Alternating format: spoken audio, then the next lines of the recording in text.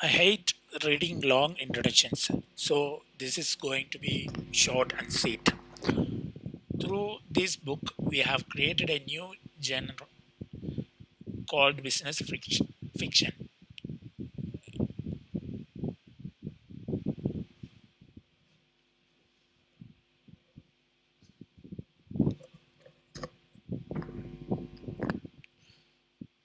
It is one ordinary woman's epic journey from I hate reading long introductions, so this is going to be short and sweet. Through this book, we have created a new genre called business fiction. It is one ordinary woman's epic journey from turmoil to triumph. By the time you finish reading, you will have grasped everything you need to know to start or succeed as an entrepreneur, small business owner, or professional. If you don't own a business, it will teach you how to treat your job like a business and accelerate your career and income as you do it. As a bonus, the stories within will align your psychology and mindset to victory and drive you to implement those nuggets you pick up on your way. The inspiring stories and new metaphors in 90 Days to Life will win your heart and linger long after you finish reading. This book is not for everyone. If you are a business owner or aspire to be one, if you are a professional who wants to grow, if you work for someone today but want to claim your financial future, then this is for you. I intend to help you increase your bottom line by 25% more in the next 12 months just by using the principles in this book. If you are heartbroken, an- anxious, or over, this book can help you achieve emotional mastery. If you have tried everything and you are still stuck and failing, 90 days to life can you get unstuck. If you're going through the motions but unable to find your true purpose, 90 days to life will provide the roadmap. If you are experiencing financial problems, 90 days to life will provide the solutions. These are the good gold nuggets from my experiences as a professional and entrepreneur, as well as everything I have learned from the best mentors for 25 years. Me and my research team absorbed information from countless books, high end seminars, audio programs, and online courses to amass this knowledge and create the most entertaining, humorous, and empowering self help book you will ever read. All you need is to do is read it. Why not for you to get this best out of 90 days to life? If you are reading the paper or Apple Books version of 90 Days to Life, download a QR code reader app on your phone so you can access exclusive videos and training that complement the book. If you have an ebook version, just click on the hyperlink above the QR code and it will directly take you to the bonus training.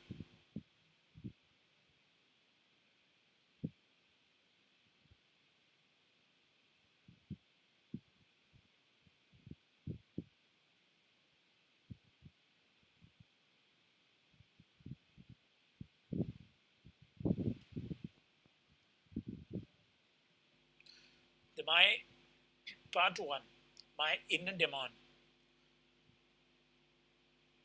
Just when the caterpillar thought the world was ending, she turned into a butterfly.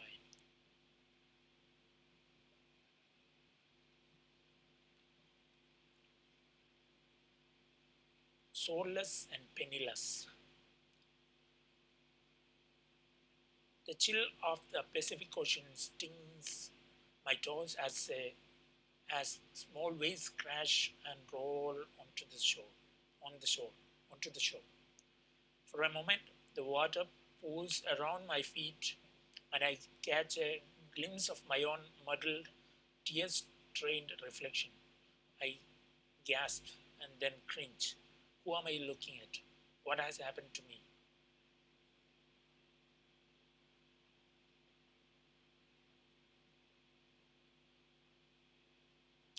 My eyes are puffy and my cheeks are red and tear streaked. This is a face that could scare children.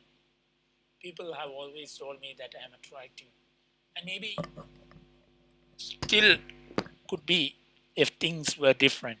I hear I hardly look or feel 40 right now, though more like 60. The last few years have done a number on me, and now my face is gaunt, thin, bony, auburn. My auburn hair hangs around my angular face and matted disarray. God, I look homeless. I can't even make out my turquoise eyes. They blend into the water, creating the illusion of a hollow, empty, soulless ghost staring back at me. Ha, soulless and penniless.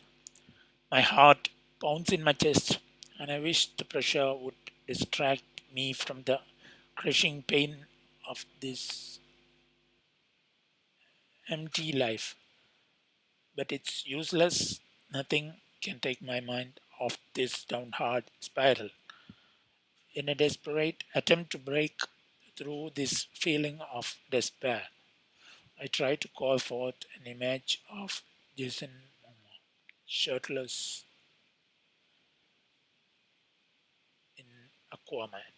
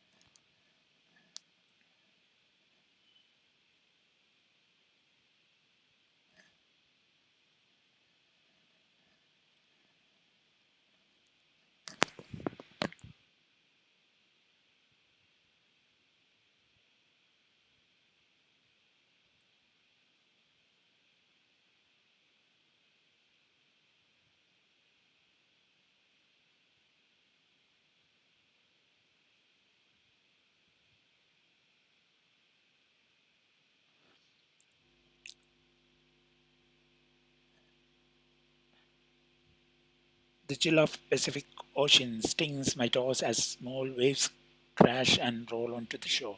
For a moment, the water pours around my feet, and I catch a glimpse of my own muddled, tear stained reflection. I gasp and then cringe. Who am I looking at? What has happened to me? My eyes are puffy and my cheeks are red and tear streaked. This is a face that could scare children. People have always told me that I am attractive and maybe I still could be if things were different. I hardly look of though more like 60. The last few days have done a number on me, and now my face is gaunt, thin, bony, even. My auburn high hair hangs around my angular face in matted disarray. God, I look homeless. I can't even make out my turquoise eyes. They blend into me water, creating the illusion of a hollow, empty, soulless ghost staring back at me. Ah, soulless and penniless. My heart pounds in my chest, and I wish the pressure would distract me from the crushing pain of this empty life. But it's useless. Nothing can take my mind off this downward spiral. In a desperate attempt to break through this feeling of despair, I tried to call forth an image of Jason Momoa shirtless in Aquaman.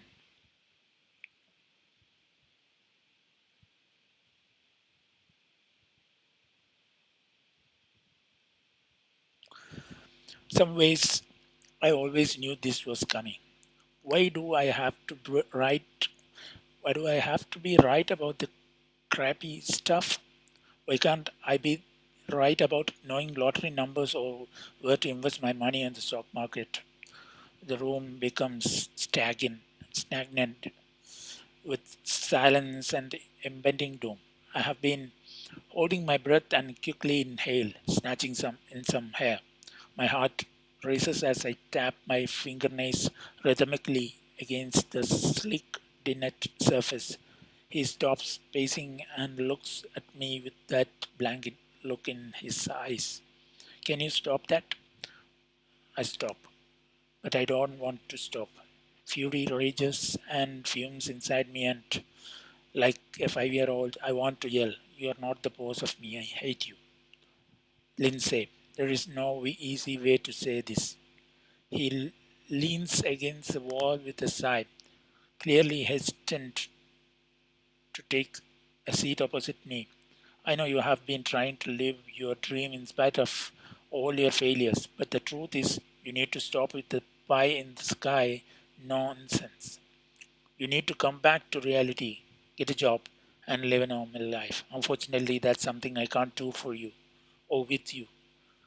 I stare at him, and despite my pre recognition, his words sting more than if he would slapped me across the face.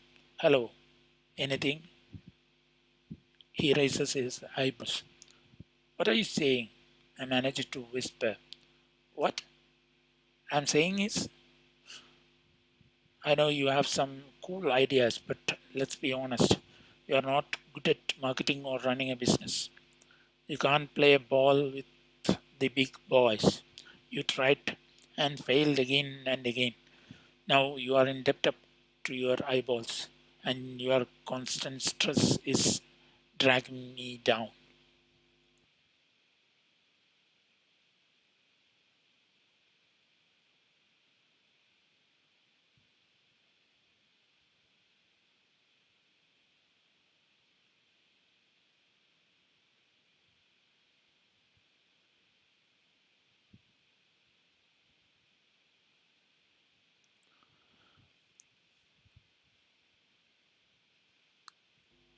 Linsa, I have to be honest with you. I can't love someone as selfish as unrealistic as you are. His words are like little darts stabbing me, one after the other. So you don't love me anymore. I barely get the words out. Just last year, this man asked me to spend the rest of my life with him. Who knew the rest of my life, our life could be the outlasted by a sickly hamster or a semi-viral video. He couldn't just stop loving me, could he? stare at each other for what seems like forever. This is a soul scorching heart of darkness in hell, kind of forever. The answer to my question is scrawled all over his face. I try to speak, but a sob catches in my throat. His eyes heavily in a way that he always does whenever he has big news. I always thought it was cute, but right now he is killing me. I need you to move out of my house, he says, his brown eyes focused on me.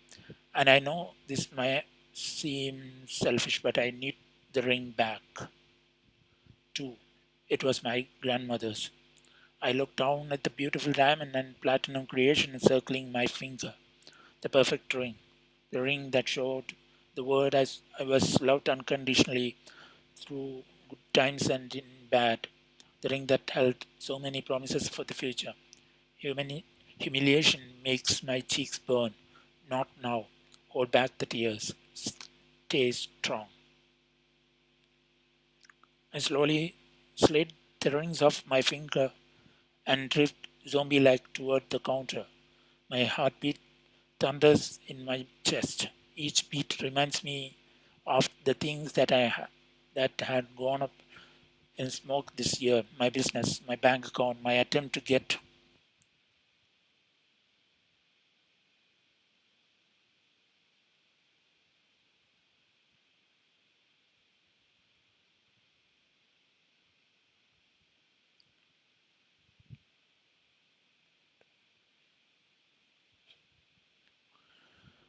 backing to start another company. Even my family thinks I'm a tragic failure, and now Charlie does too. Gently, I set the ring on the counter, but somewhere inside of me, a fire ignites and courses through my veins. It takes every ounce of self control for me not to pounce on him at this very moment. How dignified would that be? Instead, I keep it cool, turning on my heels and strolling out of the kitchen without a word. Yes, I looked cool. Looked is the operative word, but that's good enough. Oh, and the car's in my name, so you are gonna need to leave that here too. Charlie calls out soberly. The dam holding back my rolling foot. Flood of anger cracks and then crumbles. Hot tears arise into my eyes, betraying me. How dare he treat me this way? I needed his support, not this BS. All at once, I turned back to him, disgust and creeping into my voice. Anything else, dear? What do you mean? You can keep your freaking house while you are at it. How about my pride, my dignity, my future, and my hopes and my dreams? And don't forget my faith, my love, the ring, the car. How about the clothes and on my back? Maybe you can sell them at a consignment shop. What else do you want from me, Charlie? How about my toothbrush? Would you like my floss? I know you want my Zen coloring book collection. You can have it all. You are being immature about this. I'm being immature. I place a palm to my heaving chest. I'm not the one bailing when things get too inconvenient. I was there for you when you weren't sure which direction to go in your life. But now that it that it's my turn, you can't handle it. You know that you know what? Forget it. I turn my nails sticking into my palms. Now wait a minute, Lindsay. That's not true. I whip around and rush up to his face in spite of myself. No, you wait a minute. Where the heck do you get of making me seem like some wimpy woman incapable of anything? Yes, I have been struggling to make ends meet, but it's not like I haven't been trying. Plus, I have worked my rear off around this house while you go off to a secure job every day, coming home too tired to hold a conversation with Me, I have been taking risk trying to find new business opportunities while single-handedly holding this house together. He coughs and shakes his head. Oh, you don't believe me. Who do you think fixed the sink in the master bathroom? Or the garbage disposal when it stopped working? Definitely not you. You wouldn't know an Allen wrench from a monkey wrench. Did I call a plumber and spend hundreds of dollars?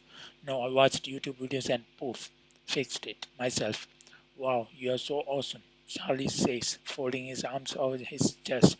You fixed one thing while I pulled in a full time household income. Good for you. You, I see. Are such Dutch. You want the car, the ring, take them.